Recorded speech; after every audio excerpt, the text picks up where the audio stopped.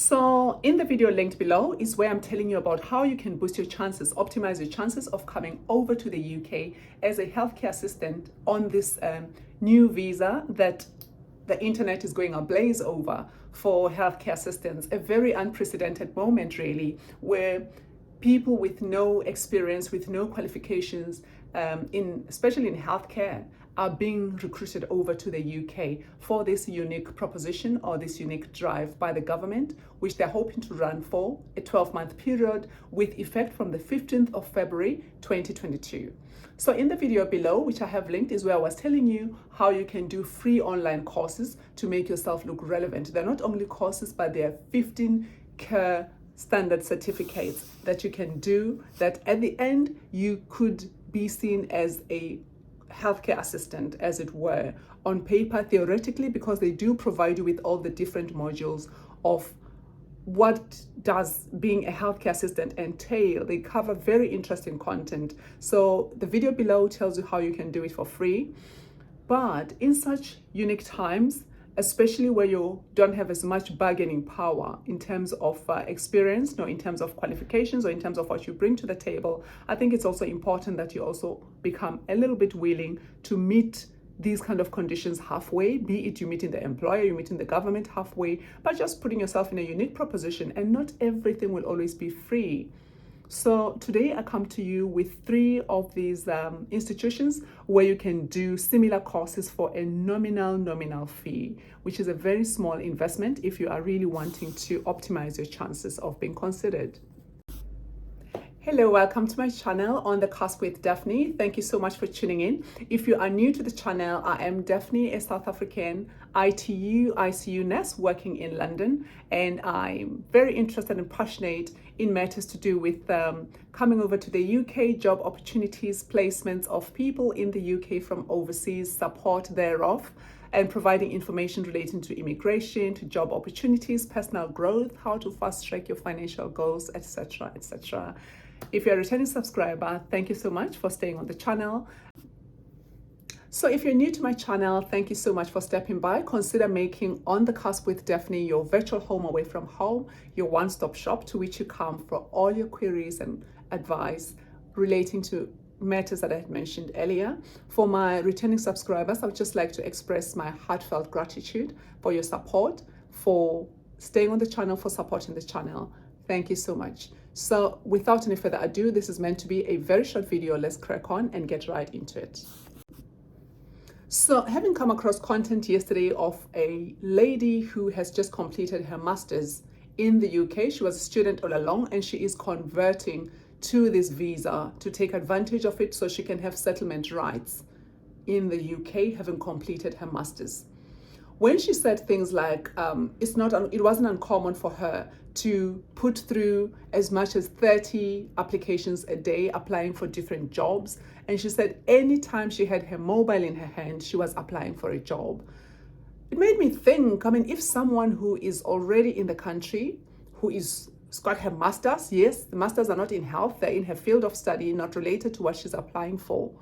If she can be so aggressive and be so serious about this, how much more someone who's outside of the country without any experience? What more can you do to make yourself be considered, to stand out as well, and just be considered as an equal in this whole thing? The other thing she also mentioned is that her interview was a 3-part process. Needless to say, she was successful. She had this interview because she was successful with this application. She had 3 sittings of that interview. So it's not something that's taken lightly. It is, if you can go 3 times, it's not like you get interviewed once. I'm not saying they're all like that, but it's actually nice to hear it from someone who's just recently obtained their COS and are just new in their job, just to see how serious and intense this whole thing is taken. So she had 3 sittings. After the 3rd one, she got the news that she's been successful and she will be considered. So it made me realize that actually, if you are not in the country, if you do not have experience, you do not have the qualifications, even if you do have the qualifications, just being out of the country, you really need to take this more seriously than perhaps the internet is making it to look like. It's such a simple thing. You just pack your bags and pick up the call, ask for a job, and you come. Prepare yourself. The stakes are so high. stakes are so high, in such a way that I spoke to one of the employers in a place where I saw quite a lot of new recruits arriving from India to work as healthcare assistants. I've talked about this in my other video. These people are actually registered nurses in their home country, but they've come over as senior carers. So I took liberty to speak to the owner of the home just to find out if I could establish some opportunities for you directly. As I say, I strive to plug you into the system, into put you in contact directly with the people who are recruiting. So I asked him if he was offering a certificate of sponsorship. He said yes, he is offering a certificate of sponsorship. And I said, are you taking advantage of the government drive to recruit overseas and make use of this new visa? He said yes, we are doing that, but our biggest priority is to try and source locally first, because it is such a hassle and a long process to recruit somebody from overseas. If we are not having any luck recruiting locally, we will consider overseas candidates, as I have in the case of these new applicants. So that to me says we are keeping close tabs. He's not the only person I'm talking to. I'm talking to various people. And location is everything again. It could be that this opportunity, most employers would try to open it to people who are already in the country, because it's much more easier to process their documentation, their paperwork, there's no flights to be paid for, etc. But location is also important. Those outlying areas that are in the countryside, if you want to call it that, or in the outlying areas, they're not going to be easy to fill, even with local applicants. Yes, the vacancies are open to local applicants, but then they're still not being filled at the rate at which the government was hoping. We say this, we're about a month only into this drive. So we'll see how it progresses, but understandably, each and every employer are going to try and cut their expenses by sourcing locally first and then considering external candidates. So all I'm saying is, as an external candidate, ready yourself, put yourself on an equal footing, speak the language, do more and more of these courses. Not only will they help you understand how things work in the UK, but they will help you to be more conversant and ask relevant questions when you come face to face with an employer.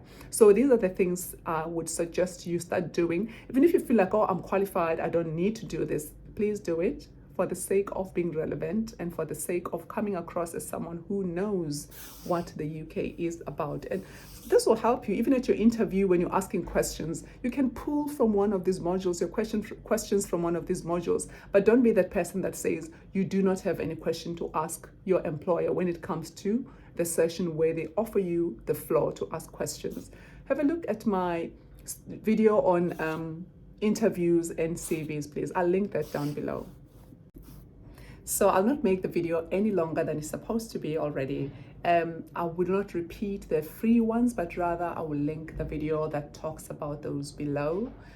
So the new ones I have added to my notebook. So read.co.uk is an institution that offers these 15 care certificates for a nominal fee. Like I say, a small investment, honestly. And I think it's just nice to do it on more than one platform, just so you can compare their results, their modules, etc. Of note is to note that it's very, very important to make sure that all these places are CPD accredited. Your certificates will be CPD accredited. That's the only way they will be recognized by any employer when you produce a CPD accredited certificate. So have a look at the logo. I did post one of Florence logo, the Florence certificate. It is CPD accredited. So yes, read.co.uk is one of the institutions to which you can go online and do these courses. The next one is Cardemy. Cardemy is the next one on my list. I've already talked about Novo. They also have their own training, novo.co.uk. I will link them below. They sent me an email referring me to their website to a link to do training for £20. So these are the people to which I had applied, expressing an interest as an overseas candidate that's very interested in coming over. They're keeping close tabs, they are responding, they are communicative, and they have not said they have stopped recruiting. They keep on encouraging me to come forward. So I urge you to consider them. I did apply as though I'm overseas and I'm looking for a job, and they've been quite good in keeping in contact and encouraging me to proceed with the process, which I cannot do for obvious reasons. So Academy, I have told you about academy.co.uk, and the last one is an excellent organization. They are recruiting, they are so good, they're on their A game. They are Samara's Healthcare. They are so good. Their content is quite relevant. I like them very much, actually. As an ITU nurse, what they say resonates. Their information is factual. So I noticed on their website, each module goes for a nominal fee of about £2.50. So any of these 4 that I have mentioned, feel free to check them out and get your certification with them. And your journey does not end with the certification. I'm sure we can all agree that the certification is only but one part of your preparation. Yes, in theory, you do look relevant, you do look good on paper, you've done the certificates. What does it mean in practice? Would you perhaps allow a pilot who's completed his theory but has not done enough flying hours to fly you anywhere? Even if it's just a short distance, would you get onto that plane knowing that this pilot has not done his flying hours? So this leads me to the subject that I always talk about, to say, find a place where you can volunteer. If you're already not in the health space, find a place where you can offer voluntary services, especially now that you've learned this, to try and apply some of the things you have learned and put them into practice. It could be that it's slightly different because you've learned the UK way and you're going to work in your home country where things are done differently. It doesn't matter. But the point is, you are combining your theory with your practical and becoming a wholesome package that is attractive to anyone that is looking to recruit a person of any nature for any vacancy. Combine the two together and you are a beautiful, wholesome package. Add your attitude, your positivity, your willingness to learn, and your open-mindedness, working within a team. All those beautiful elements put together can better your chances of coming over to the UK as a healthcare assistant, or even as someone who does not even have experience nor qualifications. If you're lucky, I really strongly believe, given the shortage that we see here, not all the local candidates are going to be adequate to fill those vacancies. Even the students that we keep on referring to, that, or maybe students are going to apply for these vacancies. Honestly, not many of them studied for this and did their masters in their respective fields as accountants, as lawyers, as IT people, to come and become care workers at the end of the day. Many of them would like to pursue their careers and follow their dreams. So yes, it's open to students, but not every student, international student, is going to take advantage of that.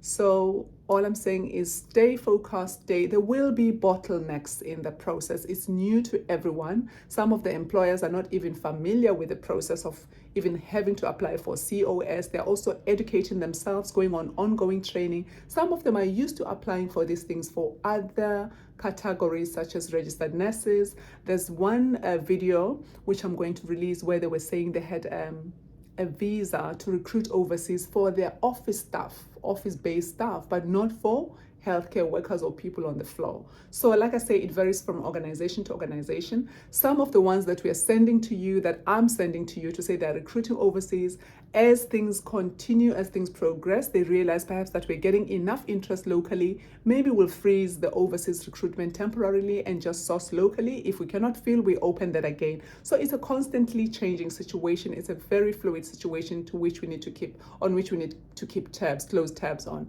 So let's do this together. Let me know what you found out. I'd be interested to know whether you've started with any of the courses, whether you've got any certificates. I will once again link a certificate of a non-healthcare person that attempted some of the modules on the Florence Academy and are doing quite well, just to motivate you if you're that person that does not have any healthcare background, a person who in a similar situation as you has started with this, and every day they're doing 2 or 3 modules, and at the end they will get their certificate. So I will post the certificate at the end of this video.